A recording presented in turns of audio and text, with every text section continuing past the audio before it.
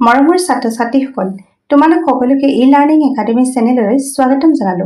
আজি আমি দশম শ্ৰেণীৰ ইলেক্টিভ জিঅ'গ্ৰাফিৰ দ্বিতীয়টো পাঠ অৰ্থাৎ পৰিৱেশ ভূগোল পাঠটোত সন্নিৱিষ্ট MCQ সমূহৰ আলোচনা কৰিম।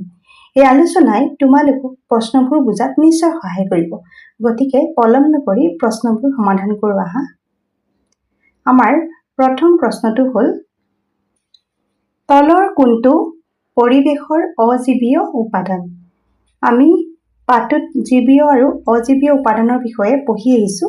ইয়াৰ শুদ্ধ উত্তৰটো হ'ব পানী, যিহেতু পানীৰ জীৱ নাই। ইয়াৰ পিছৰ প্ৰশ্নটো হ'ল স্থলমণ্ডলে ভূপৃষ্ঠৰ কিমান শতাংশ আগুৰি আছে? আমি পাঠটোত স্থলমণ্ডলে ভূপৃষ্ঠত কিমান শতাংশ আগুৰি আছে পাই আহিছো। ইয়াৰো শুদ্ধ উত্তৰটো হ'ব 29% আগুৰি আছে। এই স্থলমণ্ডলৰ ভিতৰত পৰ্বত, পাহাৰ, মালভূমি, সমভূমি, মৰুভূমি, নদী, উপত্যকা, উপকূল আদি প্ৰাকৃতিক অৱয়ৱবোৰ পৰে। ইয়াৰ পিছৰ প্ৰশ্নটোলৈ আহা। জলমণ্ডলে ভূপৃষ্ঠৰ কিমান শতাংশ আগুৰি আছে? যিহেতু স্থলমণ্ডলে 29% আগুৰি আছে, সেয়েহে জলমণ্ডলে ভূপৃষ্ঠৰ 71% আগুৰি আছে। আৰু এই জলমণ্ডলৰ অন্তৰ্গত হ'ল সাগৰ, মহাসাগৰ, নদ-নদী, জলাশয়, বিল, হ্ৰদ ইত্যাদি। ইয়াৰ পিছৰ প্ৰশ্নটোলৈ আহা। কিমান চনত সুমাত্ৰাৰ ক্ৰাকাটোৱা আগ্নেয়গিৰিৰ উদগীৰণ হৈছিল? ইয়াত 4টা অপচন দিয়া হৈছে। ইয়াৰ ভিতৰত শুদ্ধ উত্তৰটো হ'ব 1883 চনত। ইণ্ডোনেছিয়াৰ সুমাত্ৰা আৰু জাভাৰ মাজৰ চুন্ডা প্ৰণালীত অৱস্থিত ক্ৰাকাটোৱা হৈছে পৃথিৱীৰ অন্যতম সক্ৰিয় আগ্নেয়গিৰি। 1883 চনত হোৱা ইয়াৰ বিধ্বংসী আগ্নেয়গিৰি উদগীৰণ আধুনিক ইতিহাসৰ আটাইতকৈ ভয়ংকৰ প্ৰাকৃতিক দুৰ্যোগসমূহৰ অন্যতম। গতিকে এই চিত্ৰটো চাই নিশ্চয় বুজিব পাৰিছা। ইয়াৰ পিছৰ প্ৰশ্নটোলৈ আহোঁ। উপকূলীয় অঞ্চলত পোৱা উদ্ভিদ হ'ল। উপকূলীয় অঞ্চলত পোৱা উদ্ভিদ হ'ল মেনগ্ৰোভ উদ্ভিদ। এই মেনগ্ৰোভনো কি? মেনগ্ৰোভ হৈছে উপকূলীয় অঞ্চলৰ লৱণযুক্ত পানীত গঢ়ি উঠা এক বিশেষ প্ৰকাৰৰ অৰণ্য। এই চিত্ৰটোলৈ চোৱাচোন। সাধাৰণতে ক্ৰান্তীয় আৰু উপক্ৰান্তীয় অঞ্চলৰ নদীৰ মোহনাত এই অৰণ্য দেখা পোৱা যায়। মেনগ্ৰোভ উদ্ভিদৰ শিপা মাটিৰ ওপৰলৈ উঠি আহে। এই চিত্ৰটোত ভালদৰে চোৱা। এই শিপাবিলাক মাটিৰ ওপৰলৈ উঠি আহিছে।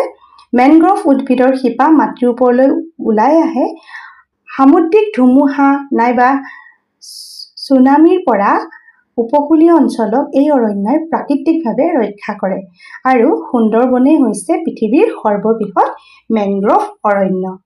ইয়াৰ পিছৰ প্ৰশ্নটোলৈ আহা। ইয়াত আমি মেনগ্ৰোভ অৰণ্যৰ দুখন চিত্ৰ দেখাইছো। এই চিত্ৰ দুখন দেখি মেনগ্ৰোভ অৰণ্যৰ বিষয়ে নিশ্চয় ধাৰণা হৈছে। পিছৰ প্ৰশ্নটো হ'ল শেলুৱৈ জাতীয় উদ্ভিদ কোনটো প্ৰাকৃতিক অঞ্চলত পোৱা যায়? এই চিত্ৰটোলৈ ভালকৈ চোৱা। ইয়াত 4টা অঞ্চল দিয়া হৈছে। ইয়াৰ শুদ্ধ উত্তৰটো হ'ল টুন্দ্ৰা অঞ্চল। টুন্দ্ৰা অঞ্চল বছৰৰ সৰহভাগ সময় বৰফেৰে ঢাকি ৰাখে। ইয়াত কোনো ডাঙৰ গছ-গছনি নাথাকে আৰু কেৱল বৰফ গলি যোৱা গ্ৰীষ্মকালত সৰু সৰু ঘাঁহ হয়, শেলাই হয় আৰু লিচেন গজে।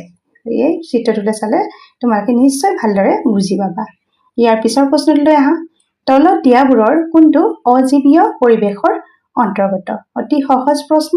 ইয়াৰ উত্তৰ হ'ব মাটি, বায়ু আৰু পানী। এই গোটেইকেইটাই হ'ল অজীৱীয় পৰিৱেশৰ অন্তৰ্গত, অৰ্থাৎ ইয়াৰ অপচন হ'ব ঘ ওপৰৰ আটাইকেইটা। ইয়াৰ পিছৰ প্ৰশ্নটো হ'ল সৰল বৰ্গীয় গছৰ অৰণ্য কোনটো প্ৰাকৃতিক অঞ্চলত পোৱা যায়? আমি চিত্ৰবিলাক এইকাৰণেই দিছোঁ যাতে তোমালোকে ছবিৰ দ্বাৰা কথাখিনি নিজে ভালদৰে বুজিব পাৰা। এই অৰণ্যখন হৈছে সৰলবৰ্গীয় গছৰ অৰণ্য আৰু নাতিশীতোষ্ণ অঞ্চলত সৰলবৰ্গীয় গছৰ অৰণ্য দেখা যায়। এই সৰলবৰ্গীয় গছৰ অৰণ্য সাধাৰণতে ঠাণ্ডা অঞ্চলত পোৱা যায়। এই অৰণ্যৰ গছবোৰ চিৰসেউজীয়া হয় আৰু গছৰ আকৃতি শংকু নাইবা ত্ৰিভুজাকাৰ হয়। পৃথিৱীৰ উত্তৰ গোলাৰ্ধৰ শীতল অঞ্চল যেনে কানাডা, ৰাছিয়া, ইউৰোপ আৰু উত্তৰ আমেৰিকাত এই অৰণ্য বিস্তৃতভাৱে আছে। গতিকে প্ৰশ্নটো ভালদৰে বুজি পালা চাগে। ইয়াৰ পিছৰ প্ৰশ্নটোলৈ আহোঁ।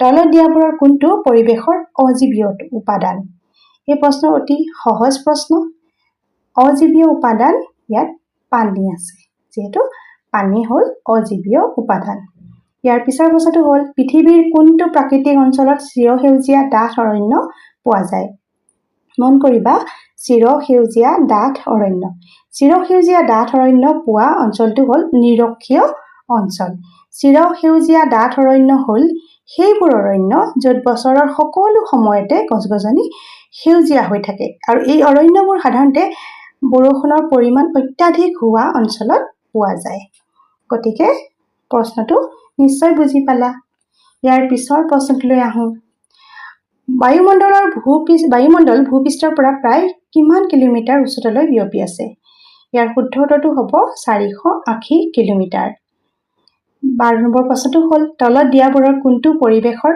অজীৱীয় উপাদান নহয় মন কৰিবা যে পৰিৱেশৰ অজীৱীয় উপাদান নহয় বুলি সুধিছে ইয়াত আমাৰ পৰিৱেশৰ অজীৱীয় উপাদান নহয় বুলি ক'লে অনুজীৱ হ'ব বাকি মাটি বায়ু পানী গোটেইকেইটাই জীৱ নাই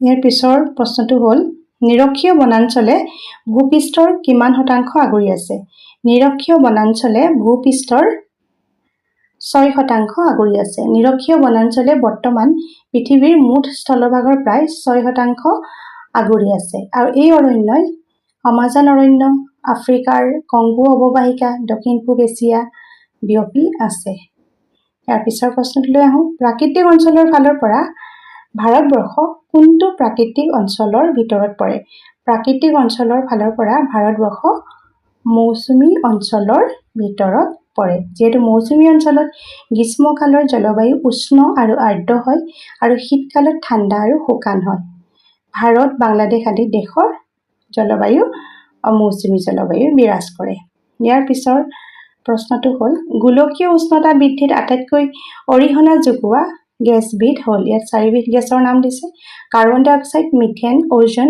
আৰ্গন ইয়াৰ শুদ্ধ উত্তৰটো হ'ব কাৰ্বন ডাই অক্সাইড গোলকীয় উষ্ণতা বৃদ্ধিত আটাইতকৈ বেছি অৰিহণা যোগোৱা গেছবিধ হ'ল কাৰ্বন ডাই অক্সাইড সেউজ গৃহ প্ৰভাৱত এই গেছবোৰৰ ভূমিকা সৰ্বাধিক কয়লা পেট্ৰলিয়াম আদি জীৱাশ্ম ইন্ধন দহন আৰু বনাঞ্চল ধ্বংসৰ ফলত ইয়াৰ পৰিমাণ বায়ুমণ্ডলত দ্ৰুতগতিত বৃদ্ধি পাইছে গতিকে গোলকীয় উষ্ণতা বৃদ্ধিত আটাইতকৈ অৰিহণা যোগোৱা গেছবিধেই হ'ল কাৰ্বন ডাই অক্সাইড গেছ গতিকে আমি আজি যিখিনি প্ৰশ্ন আলোচনা কৰিলোঁ সেইখিনি নিশ্চয় তোমালোকে ভালদৰে বুজি পালা আশা কৰোঁ আজি প্ৰস্তুত কৰি উলিওৱা প্ৰশ্নসমূহৰ আলোচনাই তোমালোকক নিশ্চয় সহায় কৰিব পৰৱৰ্তী প্ৰশ্নসমূহ পিছৰ ভিডিঅ'টোত আমি উত্থাপন কৰিম আলোচনা কৰিম এনেদৰে উপযোগী ভিডিঅ' পাই থাকিবলৈ আমাৰ চেনেলটো ছাবস্ক্ৰাইব কৰি থবা আজিলৈ আহোঁ ধন্যবাদ